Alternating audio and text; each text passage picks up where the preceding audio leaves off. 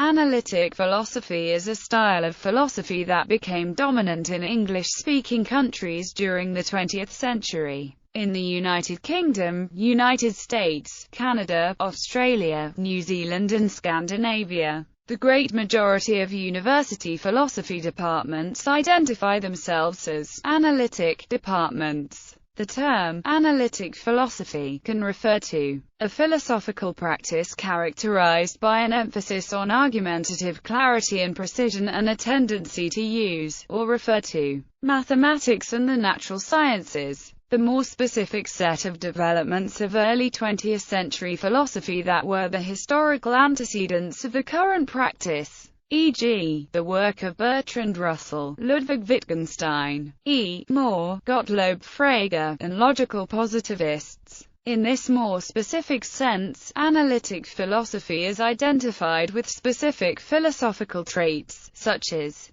the logical positivist principle that there are not any specifically philosophical facts and that the object of philosophy is the logical clarification of thoughts. This may be contrasted with the traditional foundationalism, which considers philosophy to be a special science that investigates the fundamental reasons and principles of everything. Consequently, many analytic philosophers have considered their inquiries as continuous with, or subordinate to, those of the natural sciences. This is an attitude that begins with John Locke, who described his work as that of an underlaborer to the achievements of natural scientists such as Newton. During the 20th century, the most influential advocate of the continuity of philosophy with science was Willard van Orman Quine. The principle that the logical clarification of thoughts can be achieved only by analysis of the logical form of philosophical propositions. The logical form of a proposition is a way of representing it, to reduce it to simpler components if necessary, and to display its similarity with all other propositions of the same type. However, analytic philosophers disagree widely about the correct logical form of ordinary language. The neglect of generalized philosophical systems in favor of more restricted inquiries stated rigorously, or ordinary language. According to a characteristic paragraph by Russell, modern analytical empiricism differs from that of Locke, Berkeley, and Hume by its incorporation of mathematics and its development of a powerful logical technique. It is thus able, in regard to certain problems, to achieve definite answers, which have the quality of science rather than of philosophy. It has the advantage, in comparison with the philosophies of the system builders, of being able to tackle its problems one at a time, instead of having to invent at one stroke a block theory of the whole universe. Its methods, in this respect, resemble those of science. I have no doubt that, insofar as philosophical knowledge is possible, it is by such methods that it must be sought. I have also no doubt that, by these methods, many ancient problems are completely soluble. Analytic philosophy is often understood in contrast to other philosophical traditions, most notably continental philosophies such as existentialism and phenomenology, and also Thomism, Indian philosophy, and Marxism. History. Late 19th century English philosophy was dominated by British idealism, as taught by philosophers like F. H. Bradley and Thomas Hill Green. It was with reference to this intellectual basis that the initiators of analytic philosophy, E. More and Bertrand Russell, articulated early analytic philosophy. Since its beginning, a basic principle of analytic philosophy has been conceptual clarity, in the name of which More and Russell rejected Hegelianism, which they accused of obscurity,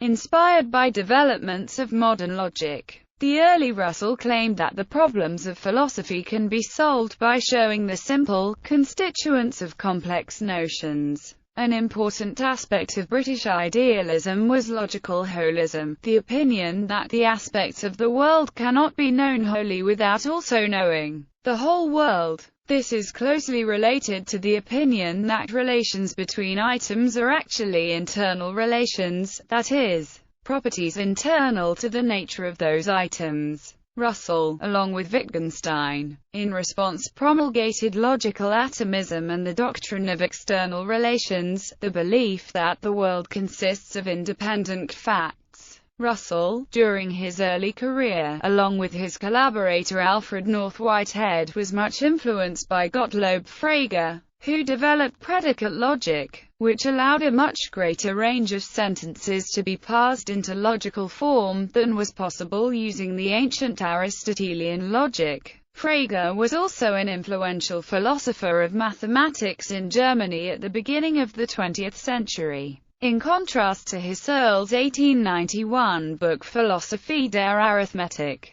which attempted to show that the concept of the cardinal number derived from psychical acts of grouping objects and counting them, Frege sought to show that mathematics and logic have their own validity, independent of the judgments or mental states of individual mathematicians and logicians. Frege further developed his philosophy of logic and mathematics in the Foundations of Arithmetic and the Basic Laws of Arithmetic, where he provided an alternative to psychologistic accounts of the concept of number. Like Frege, Russell attempted to show that mathematics is reducible to logical fundamentals in the principles of mathematics. Later, his book, written with Whitehead, Principia Mathematica, encouraged many philosophers to renew their interest with the development of symbolic logic. Additionally, Russell adopted Frege's predicate logic as his primary philosophical method, a method Russell thought could expose the underlying structure of philosophical problems. For example, the English word is has three distinct meanings which can be parsed in predicate logic as the following. For the sentence, the cat is asleep, the E as a predication means that X is P. For the sentence, there is a cat, the E as of existence means that there is an X. For the sentence, 3 is half of 6, the E as of identity means that X is the same as Y. Russell sought to resolve various philosophical problems by applying such logical distinctions, most famously in his analysis of definite descriptions on denoting ideal language analysis from about 1910 to 1930. Analytic philosophers like Russell and Ludwig Wittgenstein emphasize creating an ideal language for philosophical analysis, which would be free from the ambiguities of ordinary language that, in their opinion, often made philosophy invalid. This philosophical trend can be termed ideal language analysis, or formalism. During this phase, Russell and Wittgenstein sought to understand language, and hence philosophical problems, by using formal logic to formalize the way in which philosophical statements are made. Wittgenstein developed a comprehensive system of logical atomism in his Tractatus Logico-Philosophicus. He thereby argued that the universe is the totality of actual states of affairs and that these states of affairs can be expressed by the language of first-order predicate logic. Thus a picture of the universe can be construed by means of expressing atomic facts in the form of atomic propositions, and linking them using logical operators. Logical positivism during the late 1920s, 30s, and 40s. Russell and Wittgenstein's formalism was developed by a group of philosophers of the Vienna Circle and the Berlin Circle into a doctrine known as logical positivism. Logical positivism used formal logical methods to develop an empiricist account of knowledge. Philosophers such as Rudolf Carnap and Hans Reichenbach, along with other Vienna Circle members, claimed that the truths of logic and mathematics were tautologies, and those of science were verifiable empirical claims.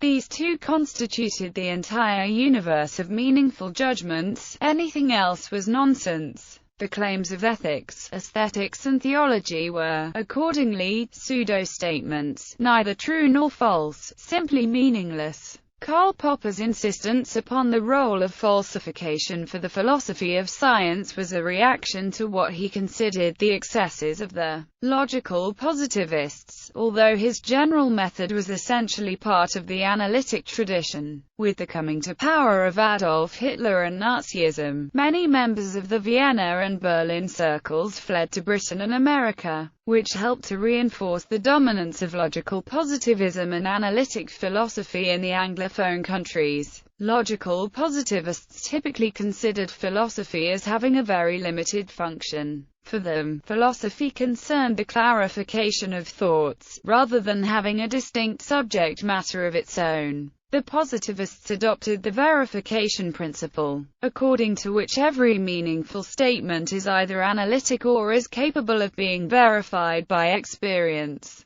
This caused the logical positivists to reject many traditional problems of philosophy, especially those of metaphysics or ontology, as meaningless. Ordinary language analysis. After World War II, during the late 1940s and 1950s, analytic philosophy became involved with ordinary language analysis. This fact resulted in two main trends. One continued Wittgenstein's later philosophy, which differed dramatically from his early work of the Tractatus. The other, known as Oxford philosophy, involved J. L. Austin. In contrast to earlier analytic philosophers who thought philosophers should avoid the deceptive trappings of natural language by constructing ideal languages, ordinary language philosophers claimed that ordinary language already represented a large number of subtle distinctions that had been unrecognized by the formulation of traditional philosophical theories or problems.